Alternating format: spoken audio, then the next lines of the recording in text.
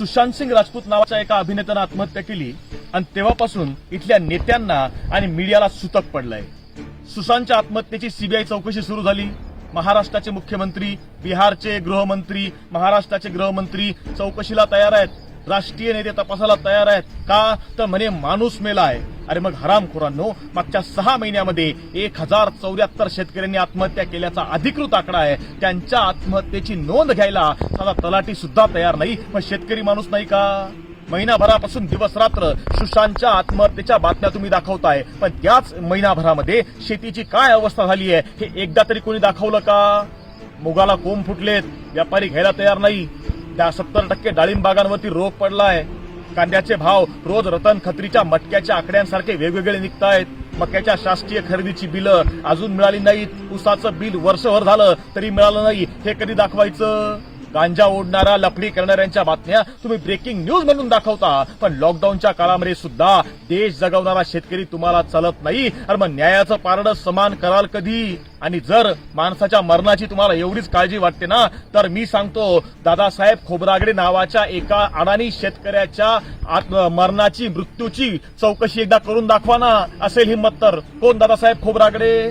शेतकऱ्याच्या पोरांनो, तुम्हाला माहित असलं पाहिजे, विदर्भामधल्या चंद्रपूर जिल्ह्यामधलं नागभीड नावाचं गाव, त्या गावामधला तिसरी शिकलेला अडाणी शेतकरी म्हणजे दादासाहेब खोब्रागडे। पण या अडाणी शेतकऱ्यानं तांदळाचे नवीन 9 वाण शोधून काढले, तांदळाच्या 9 जाती शोधून काढल्या आणि पहिलं जात शोधली, पहिलं वाण शोधलं, पण तिला नाव काय द्यावं कळत नव्हतं। आता मध्ये HMTचं घड्याळ होतं, त्या अडाणी माणसाने त्या तांदळाच्या वाणाला नाव दिलं HMT तांदूळ। आणि हा तांदूळ इथल्या बुद्धिजीवी वर्गांनी चोरला, अडाणी शेतकऱ्याच्या अडाणीपणाचा फायदा घेऊन आणि हा तांदूळ शोधला आणि त्याला नाव दिलं सोना HMT। आणि हा तांदूळ बाजारामध्ये विकून आणि करोडो रुपये कमवले। आणि ज्या शेतकऱ्यानं हा शोधून आणला त्याला दिवस रात्र उपाशी म्हणून जगावं लागलं, उपाशी राहावं लागलं, त्याची दखल कोणी घेतली नाही। आणि अखेर दादासाहेब खोब्रागडे आजारी पडले, काय करावं कळत नव्हतं। आणि त्याच काळामध्ये एका पत्रकारानं बातमी छापून आणली की तांदूळ या माणसानं शोधला, ज्यांना न्याय मिळाला पाहिजे। शासनानं त्याची दखल घेतली आणि शासनानं दादासाहेब खोब्रागडेंना कृषी भूषण पुरस्कार दिला,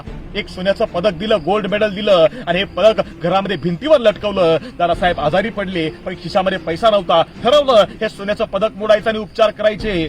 सोन्याचं पदक सोनाराकडे नेलं, त्याने ते पदक बघितलं, त्यावर ब्रश फिरवला आणि सांगितलं, ओ बाबा, हे सोन्याचं पदक जे शासनानं दिलंय ना, त्याची फक्त पॉलिश सोन्याची आहे, आतमधली चकती पितळाची आहे, ती घरी घेऊन जा। आपण जो तांदूळ आज खातो ना, ती सगळी कृपा दादासाहेब खोब्रागडे नावाच्या अडाणी शेतकऱ्याची आहे। आणि हाच शेतकरी उपचार न मिळाल्यामुळे अभय बंग यांच्या आश्रमामध्ये विनासक्त म्हणजे अतिशय केविलवाण्या अवस्थेमध्ये मरण पावला। खूप वर्षापूर्वीची घटना नाहीये, 3 जून 2018 मधली घटना आहे। पण न्याय कोणी द्यायचा? हा पण माणूसच होता ना। अरे मग हा न्याय कधी द्यायचा? लक्षात ठेवा, एकलव्याचा अंगठा कापून अर्जुनाला श्रेष्ठ ठरवण्याच्या उद्योग आता बंद करा। आणि ते बंद करायचे असतील तर माझ्या शेतकऱ्यांच्या मुलांनो, भावांनो, आपल्याला बिगर राजकीय संघटन उभं करावं लागेल। त्याकरता एकत्र या। जय जवान, जय किसान।